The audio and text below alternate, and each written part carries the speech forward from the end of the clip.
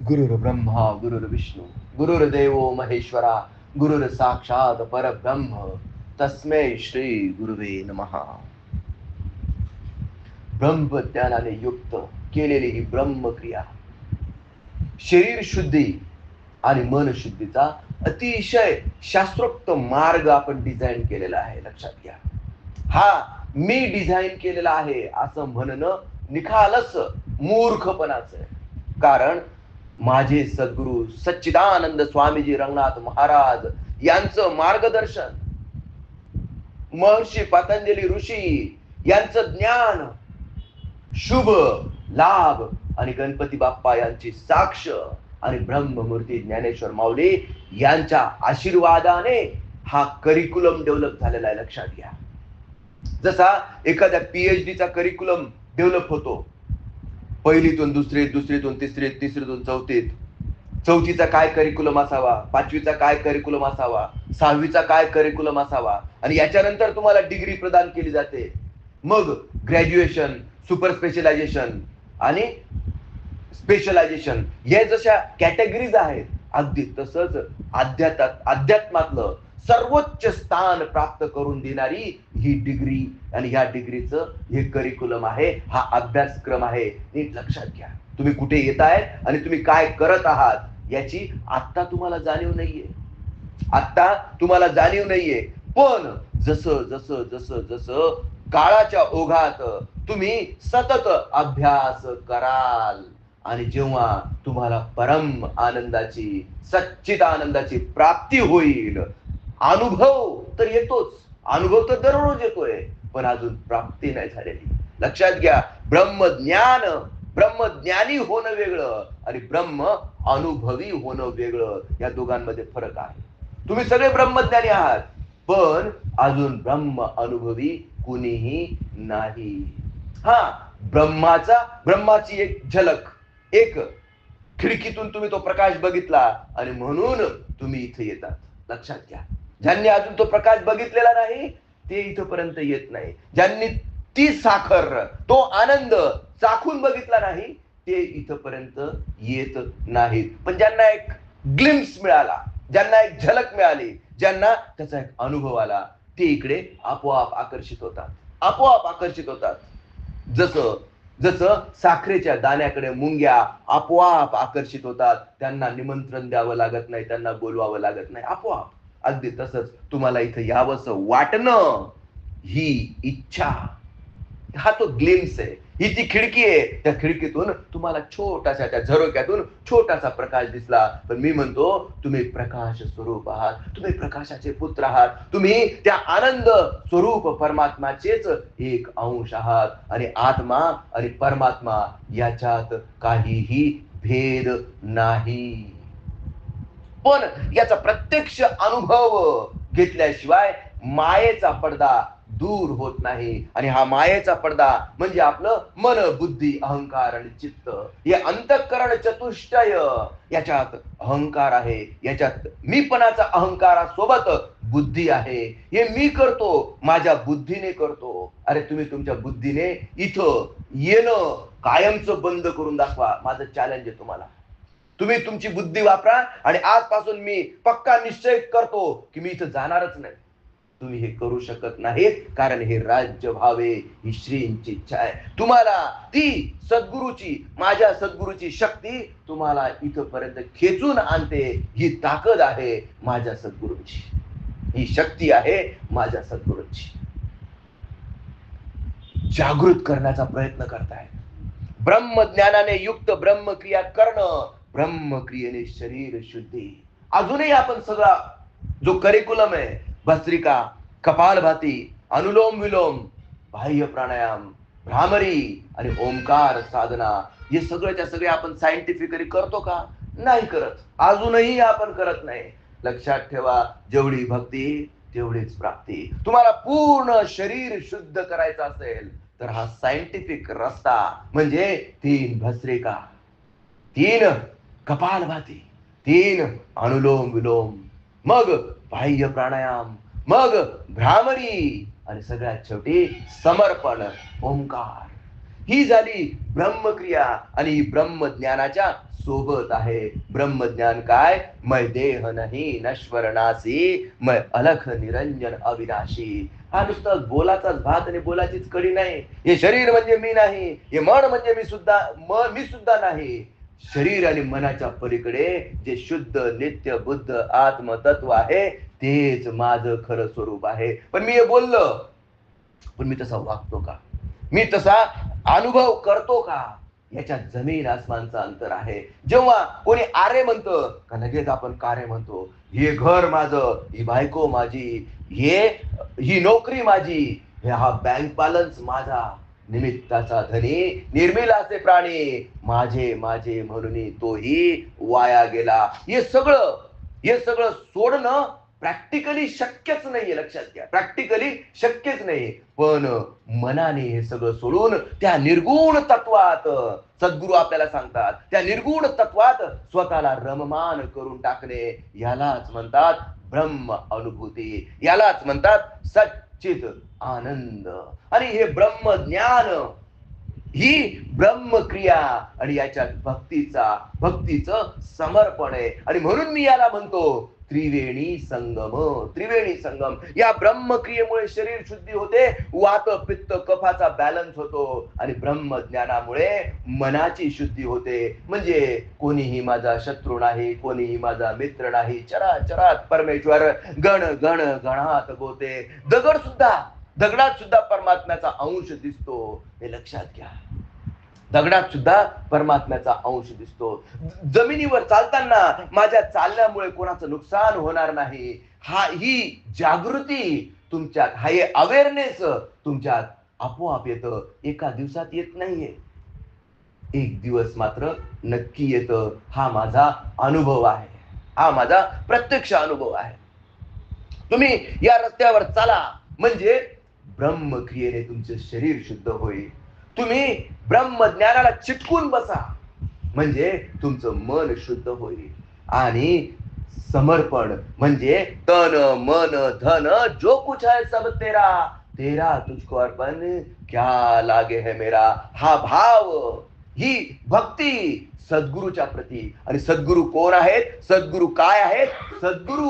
सद्गुरू म्हणजे त्या सच्चिदानंद परब्रह्माचं सगुण साक्षात रूप आहे. आणि त्यांच्या चरणांवर आपलं सर्वस्व तन मन धन, ते तर आपल्याकडे काहीच मागत नाहीत आणि काही मागणारही नाहीत. लक्षात घ्या, ते काहीच मागत नाहीत आणि काही मागणारही नाहीत.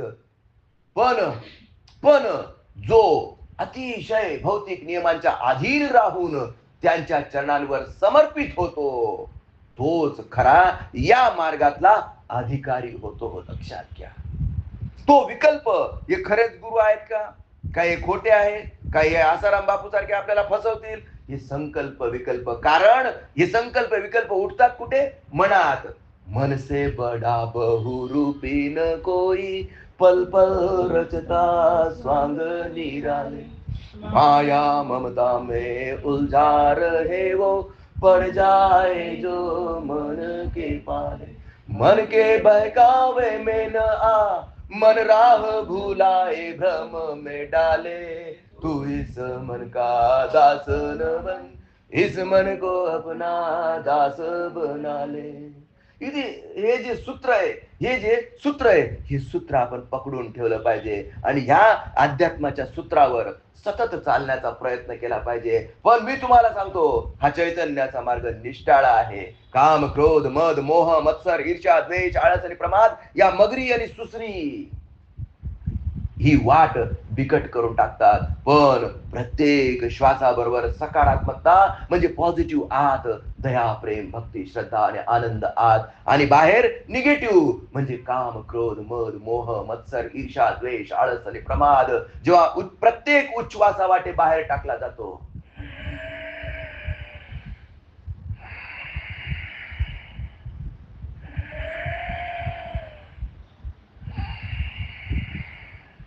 जो प्राण अपान यज्ञ करे, कुंडलीने सुखमा सूक्ष्म चले, जो मैपन के मय को डंक डसे और जोगी का कल्याण करे.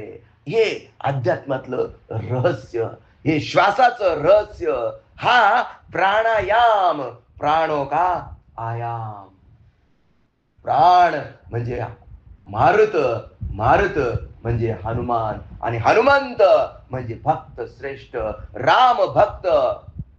सर्व भक्तांमधला सर्वश्रेष्ठ भक्त हा राम भक्त हनुमान. आणि याची शक्ती जेव्हा तुम्हाला प्राप्त होते तेव्हा ते परब्रह्म तुम्हाला सहज गवसत, सहज हाती लागतं. आणि हे अध्यात्मातलं रहस्य ज्याने समजून घेतलं, ज्याने अंतकरणात ठसवलं, आणि जो चैतन्याच्या मार्गावर काम क्रोध मद मोह मत्सर ईर्ष्या द्वेष आळस आणि प्रमादाला लांघून पुढे जातो, सद्गुरूच्या चरणांवर विश्वास ठेवून धैर्याने एक एक पाऊल पुढे चालतो, हो, पतन झालं तरी पतित होऊन राहत नाही. तो एक ना एक दिवस त्या गंतव्य स्थानावर पोहोचतो. आणि गंतव्य स्थान आहे सच्चित आनंद, परम आनंद. आणि तोच तर आपल्याला हवा आहे, तोच तर आपल्याला हवा आहे. अखंड आनंदाच्या प्राप्तीसाठी the only purpose of man स्वाजन on this planet earth is to seek God. भगवंताच्या प्राप्तीसाठी प्रयत्न करणे, या एकमेव उद्दिष्टाकरता तुमचं आमचं अस्तित्व आहे. आणि पण आपण बाल्य वेचिले खेळण्यामध्ये तुझन पूजिले यौवनी कधी. बाल्य वेचिले खेळण्यामध्ये तुझन पूजिले यौवनी कधी. वार्धकी तनु होई जर्जरा, वार्धकी तनु होई जर्जरा. धाव पावरे त्र्यंबकेश्वरा, धाव पावरे हे महेश्वरा. बालपण गेलं, तरुण पण गेलं, आणि म्हातारपणात जेव्हा दात पडून जातात, तोंडातून राम राम राम राम म्हणण्याचा प्रयत्न करतो, पण तोंडातून आवाज निघतो लांब लांब लांब लांब लांब.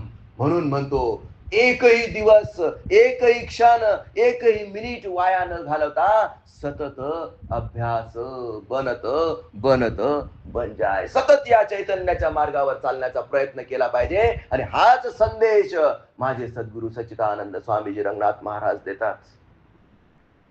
आपण तो अंगीकारला पाहिजे आणि स्वतः जागृत होऊन इतरांना जागृत करण्याचा प्रयत्न केला पाहिजे. ही गोष्ट आहे स्वामी समर्थांच्या काळातली. स्वामी समर्थ कुठे राहत होते? अक्कलकोटला. मंगळवेढ्याचे एक सत्पुरुष होते, बापूराव विनायक त्यांचं नाव होतं. नोकरी त्यांची साताऱ्याला होती. मूळ गाव मंगळवेढा. तिथे त्यांची जमीन, त्यांचे भाऊ वगैरे राहत होते, शेतकरी. पण नोकरीच्या निमित्ताने आलेत कुठे? साताऱ्याला. नवीनच लग्न झालं होतं, नवीनच लग्न झालं होतं. जसा व्यंकटेश त्याच्या गावावरून आला चाकणला, अगदी तसंच नोकरीच्या निमित्ताने एक बायको, छोटासा संसार, छोटासा संसार. आणि साताऱ्यामध्ये त्यांच्या सहजीवनाला सुरुवात झाली. आपणही आपल्या मूळ गावापासून इथं आलेलो आहोत, अगदी तसंच सेम. नोकरी चालू होती. थोड्या दिवसात बायको प्रेग्नंट झाली. त्यांच्या संसार रूपी वेलीला एक सुंदर फूल लागलं. मुलगा झाला. पण बाळणपणाच्या नंतर त्या काळातल्या सुविधा एवढ्या व्यवस्थित नसल्यामुळे 2 महिन्यातच त्या लहान बाळाची आई मृत्यू पावली. तो बाप कसा सांभाळणार त्या 2 महिन्याच्या बाळाला? तरुण वय, नोकरी चांगली, ऑटोमॅटिकली वेगवेगळे स्थळ यायला लागले. त्यालाही वाटलं, बापूरावलाही वाटलं की ह्या बाळाची काळजी घेणं मला शक्य नाही, नोकरीच्या काळात दुसरं लग्न करून घ्यावं, या लहान बाळाला आई मिळेल. दुसरं लग्न केलं. पण नियमाप्रमाणे सावत्र आई, आणि सावत्र आई त्या पोराला कशी काळजी घेत होती तिचं तिच्या जीवाला माहिती. पोरग मोठं होत होतं, पण जन्मापासून त्याने, त्या मुलाने फक्त आणि फक्त हालच बघितले. त्या स्त्रीच्या हृदयात कधीच मायेचा पाझर आलाच नाही. ती सावत्र तर सावत्रच राहिली. मुलगा 5 वर्षाचं झालं, अगदी किडकिड, अगदी शिडशिड. त्याचं नाव त्याच्या वडिलांनी सीताराम ठेवलं. हा सीताराम 5 वर्षाचा पोरग, 10 किलो वजन, 5 वर्षाचं पोरग आणि 10 किलो वजन, कारण आईने काळजीच तेवढी घेतली होती. विषय समजतोय का तुम्हाला? विषय समजतोय? आणि अशा पद्धतीने तो जीवन चरितार्थ चालवत होता. 12 वर्षाचा झाला. 12 वर्षाचा झाला आणि आता त्याच्या सावत्र आईचा त्रास त्याला असहनीय झाला. 12 वर्षाचं पोरग घर सोडून सैर भैर निघून जाण्याचा त्याने निर्णय घेतला. कारण आईचा छळ सहन करण्याच्या पलीकडे होता. कधी विस्तवाचे चटके, कधी राम राम राम राम राम म्हणतो म्हणून जिभेवर चटके, कधी तो बैलांना मारायचा काकडा असतो चाबूक, त्या चाबकाने मारायची 12 वर्षाच्या मुलाला. बघा हा छळ. आणि किती वेळ सहन करणार ते पोरग. शेवटी त्या मुलाने निर्णय घेतला. वेड होण्याची पाळी आली, अक्षरशः वेड होण्याची पाळी आली. त्या मुलाने निर्णय घेतला, ठेवले अनंते तैसेची राहावे, चित्त असू द्यावे समाधानी, असं कुठेतरी त्याने आजूबाजूला ऐकलं होतं आणि त्याने घर सोडून पळून जाण्याचा निर्णय घेतला. आता अख्ख्या जगात कुठेही जाऊ शकतो तो. Yes or no? कुठेही जाऊ शकतो. साधारण 18वं 17वं 18वं शतक होतं. आज आपण 21व्या शतकात जगत आहोत. 17व्या 18व्या शतकातली गोष्ट करतोय मी. किती जंगल असेल, किती घनदाट अरण्य असेल, आणि ही सत्य घटना सांगतोय. आता हा सीताराम बघा, जग पूर्ण मोकळं होतं, तो कुठेही जाऊ शकत होता. पण परमात्मा त्यावेळेस पृथ्वीवर कुणाच्या रूपाने नांदत होता? स्वामी समर्थांच्या रूपाने नांदत होता. आणि त्याने त्याला आकर्षित करून घेतलं. सातारा कुठे आणि अक्कलकोट कुठे? आणि हे पोरग 12 वर्षाचं पोरग अक्कलकोटला जाऊन पोहोचलं. आणि अक्कलकोटला गेल्याबरोबर त्यालाही वाटलं की मी खऱ्या आईजवळ आलेलो आहे. स्वामी समर्थांनी त्याला ओळखलं. हा माझ्या पूर्व जन्मातला, मागच्या जन्मातला मेरू पर्वतावरचा सीताराम आहे. सीताराम नाव तेच होतं. ये रे सीत्या ये, असं म्हणून स्वामी समर्थांनी दोघही जसे काही अनंत जन्मांची ओळख असल्यासारखं त्याला कवटाळून घेतलं. त्याच्या डोक्यावरून हात फिरवला, त्याला कुरवाळलं. आजपर्यंत या सीतारामला एवढं मायेने कोणीच कुरवाळलं नव्हतं. लक्षात घ्या. आणि त्यांच्यामध्ये एक बॉन्ड तयार झाला. आणि हा अनंत जन्मांचा बॉन्ड आहे. हे स्वामी समर्थांना तर माहीतच होतं, पण ते सीतारामलाही लक्षात आलं. आता सीताराम पूर्ण समर्पित होऊन स्वामी समर्थांची सेवा करू लागला. त्यांना त्यांचे पाय चेपणे, त्यांचं हवं नको ते सगळं बघणे, सगळं काम तो करत होता. आणि हळूहळू स्वामी समर्थांनी त्याला या योग शास्त्रात पारंगत करून टाकलं. त्याला ब्रह्मज्ञानी करून टाकलं. त्याच्या अंतकरणात ठसवलं, रुजवलं. काय? मैं देह नाही नश्वर नासे, मैं अलख निरंजन अविनाशी. बघ, मला तुम्ही सांगा, या मुलाला त्याच्या त्या सावत्र आईची आणि वडिलांची आठवण तरी आली असेल का? मुळीच नाही. सगळं काही एकदम मस्त आनंद चालू होतं. पुढचे 3-4 वर्ष स्वामी समर्थ आणि त्याचं बॉन्डिंग इतकं प्रचंड होतं की तो स्वामी समर्थांच्या सावली बनून स्वामी समर्थांसोबत होता 3-4 वर्ष. आता स्वामी समर्थांना कळलं की आपला हा शिष्य तयार झालेला आहे. याला आता आपण थोडासा एकांत दिला पाहिजे आणि याला योगाभ्यासासाठी याला पाठवलं पाहिजे. एके दिवशी सकाळी स्वामी समर्थांनी त्याला हाक मारली. सीत्या. हाक मारल्याबरोबर विजेच्या चपळाने लगेच तो हजर झाला. गुरुदेव, काय हवंय? काहीच नाही. त्यांनी फक्त हात असा केला. त्याला कडकडून मिठी मारली. त्याला पुन्हा पहिल्या दिवशी जसं कुरवाळलं होतं, पहिल्या दिवशी जसा केसांमधून हात फिरवला होता, अगदी तसाच त्या सीतारामच्या केसांमधून हात फिरवला. त्याचे मुके घेतलेच. बघा, 18-19 वर्षाचा पोरगा होता तेव्हा. 18-19 वर्षाचा मुलगा होता. नेटकच मिसरूड फुटायला लागलेलं होतं. 2-4 दाढीचे केस त्याला यायला लागले होते. आणि स्वामी समर्थांनी त्याच्या पाठीवरून हात फिरवून त्याला सांगितलं, बाळा, जा, तुझं काम झालं. तू आता सिद्ध झालास. तू तुझ्या मूळ ठिकाणी जाऊन राहा. मूळ ठिकाण म्हणजे काय? मूळ ठिकाण म्हणजे सातारा की मंगळवेढा? हे त्यालाच कळलं की स्वामी समर्थ मंगळवेढ्याकडे त्याला जायला सांगतायत. आणि जिथं त्याचा मंगळवेढा होता त्याचे नातेवाईक वगैरे राहत होते तिथं. पण आता या एवढ्या गॅपमुळे त्याला कोणी ओळखत नव्हतं आणि तोही कुणाला ओळखत नव्हता. स्वामींची आज्ञा प्रमाण मानून हा मंगळवेढ्याला जाऊन पोहोचला. आणि मंगळवेढ्याला कुठे राहायचं?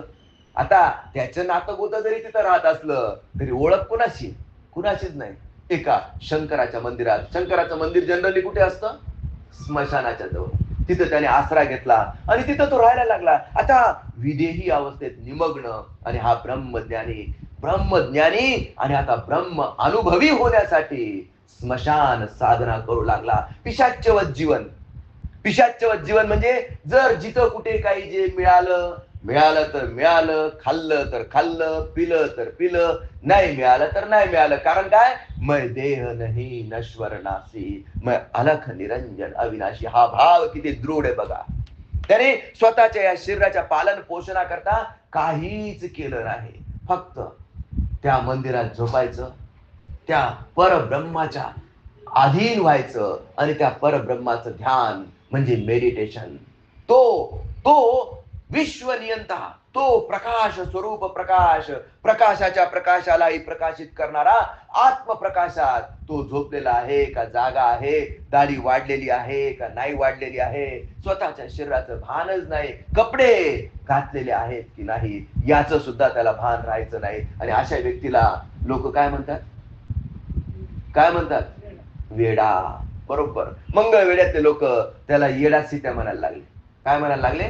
येडा सित्या. आणि असे तब्बल किती वर्ष गेले? 12 वर्ष निघून गेले.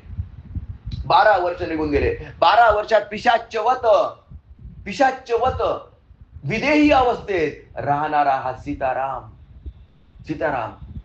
निमग्न अवस्थेत लोकांच्या दृष्टीने तो जरी वेडा होता तरी तो परम आनंदाच्या डोही, आनंद तरंग, आनंदाची अंग, आनंदाची या भावात तो राहत होता.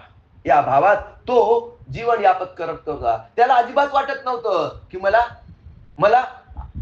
घर पाहिजे, मला नोकरी पाहिजे, मला बायको पाहिजे, माझ्या शरीराची काळजी घ्यायला पाहिजे. नाही, जो प्राप्त है वही पर्याप्त है. या भावात त्याचे हे विधेयी जीवन 12 वर्ष गेलं. आणि एके दिवशी ऍस्ट्रल लेवलला त्याच्या समोर कोण प्रकट झालं? स्वामी समर्थ प्रकट झाले. हे शिट्या. त्यांचा तो जाना पहिचाना तो आवाज आणि त्यांची हाक ऐकून हा चपापला आणि अगदी त्यांनी कडकडून मिठी मारली एकमेकांना. गुरुदेव, स्वामी माझी आई. हा त्यांचा भाव हळूच हलकेच स्वामी समर्थांनी ती मिठी सैल केली. त्याला, अरे कसा आहेस तू? हा काय तुमच्या समोर एकदम मस्त आनंदात, असा तो सीताराम म्हटला. अरे शित्या, तू आनंदात आहेस, पण हे दुःखात पडलेले जग दिसतात काय? बुडता हे जन पहावेना डोळा. तू आता ब्रह्मज्ञानी नाहीस, तू आता ब्रह्म अनुभवी आहेस. आणि जे आपणाशी ठावे ते सर्वांना सांगावे. ज्ञानी करुणे सोडावे सकळ जन. आठवतं ना तुला? मी तुला जे ब्रह्मज्ञान दिलं, जी ओंकार साधना तुला दिली, ती आठवते ना? हो गुरुदेव, मी कसं विसरेल? ते मानस सरोवराचं ते वातावरण, जिकडे तिकडे बर्फ, ती शीतलता. आणि मानस सरोवरात तुम्ही मला ओंकार साधना दिली. प्रत्यक्ष फिजिकली कधीच गेलेले नव्हते. लक्षात घ्या. समजतंय का मी काय म्हणतोय तुम्हाला? ही स्टोरी कळते का तुम्हाला? फिजिकली ना स्वामी समर्थ मानस सरोवरात गेले होते, ना हा सीताराम गेला होता. हे पूर्व जन्मातले त्याला आठवणी यायला लागल्यात. आणि त्या आठवणींनी त्याला कळलं की स्वामी समर्थ म्हणजे प्रत्यक्ष परब्रह्म, साक्षात परब्रह्म आहे. आणि या परब्रह्माने मला मानस सरोवर, त्या परम शिवाने मला मानस सरोवराजवळ ब्रह्म ज्ञान दिलं होतं, ओंकार साधना दिली होती. ती साधना मी कशी विसरेल? आणि तीच साधना मी करत आहे. आता बाळा, आता असं जीवन जगणं अपेक्षित नाही. बुडत आहे जन पहावेना डोळा. हे आपलं जागृती अभियान आहे. उठ आणि जे जे तुला माहित आहे ते इतरांना सांग. गुरुने दिला ज्ञानरूपी वसा, आम्ही चालवू हा पुढे वारसा, आम्ही चालवू हा पुढे वारसा. पिता बंधू स्नेही तुम्ही माऊली, तुम्ही कल्पवृक्षा तली सावली, तुम्ही सूर्य आम्हा दिला कवडसा, आम्ही चालवू पुढे वारसा, आम्ही चालवू पुढे वारसा. असा हा वारसा त्या सीतारामला पुढे चालवण्याचा त्याचे सद्गुरु सच्चिदानंद, सच्चिदानंद परब्रह्म, सच्चिदानंद परब्रह्म स्वामी समर्थांनी हा वारसा त्याला दिला. आणि त्या सीतारामने शेवटच्या श्वासापर्यंत हे स्वामी समर्थांचं जागृती अभियान पुढे नेलं. म्हणजे जे जे आपण अशी ठावे ते ते इतरांना सांगावे, ज्ञानी करुणी सोडावे सकळ जन. लक्षात घ्या, हा अंधकार आहे, हा अंधकार आहे. आणि अंधकारातला हा ब्रह्मज्ञान हा एक प्रकाश आहे. जिथं जिथं हा प्रकाश जातो तिथून तिथून अंधकार नष्ट होतो. जिथं जिथं हा प्रकाश जातो तिथं तिथं अंधकार नष्ट होतो. आणि अंधकार नष्ट होतो म्हणजे विश्वशांतीची प्रकटीकरण होतं. आणि हे विश्वशांतीचं ध्येय नुसतं माझं नाहीये, माझे सद्गुरु सच्चिदानंद स्वामीजी रंगनाथ महाराज किंवा ब्रह्ममूर्ती ज्ञानेश्वर माऊलींचं नाही. प्रत्येक साधू संतांनी हे विश्वशांती, आत्मोन्नती कडून विश्वशांतीचा प्रचार आणि प्रसार करण्याचं हे ध्येय त्यांच्या शिष्यांना दिलं. आणि अगदी तेच टार्गेट आपले सद्गुरु आपल्याला देतात. आपण इमानदारीने स्वतः जागृत होऊन इतरांना जागृत करण्याचा प्रयत्न केला पाहिजे. ही जागृती तुम्हाला यावी, हे ब्रह्मज्ञान तुमच्या अंतःकरणात ठसावं, ब्रह्मक्रियेने तुमचं शरीर शुद्ध व्हावं, वात पित्त कफ बॅलन्स व्हावं, ब्रह्मज्ञानाने मन शुद्ध होऊन दया प्रेम भक्ती श्रद्धा आणि आनंद वाढीस लागावा. तुम्ही एक दिवस ब्रह्म अनुभवी व्हावं. आणि विश्व शांतीच्या या प्रयत्नात, माझ्या सद्गुरूंच्या या प्रयत्नात तुम्ही तुमचा सहभाग द्यावा. या शुभेच्छेसह आजच्या सत्संगाला आपण विराम देऊया. श्री गुरुदेव दत्त.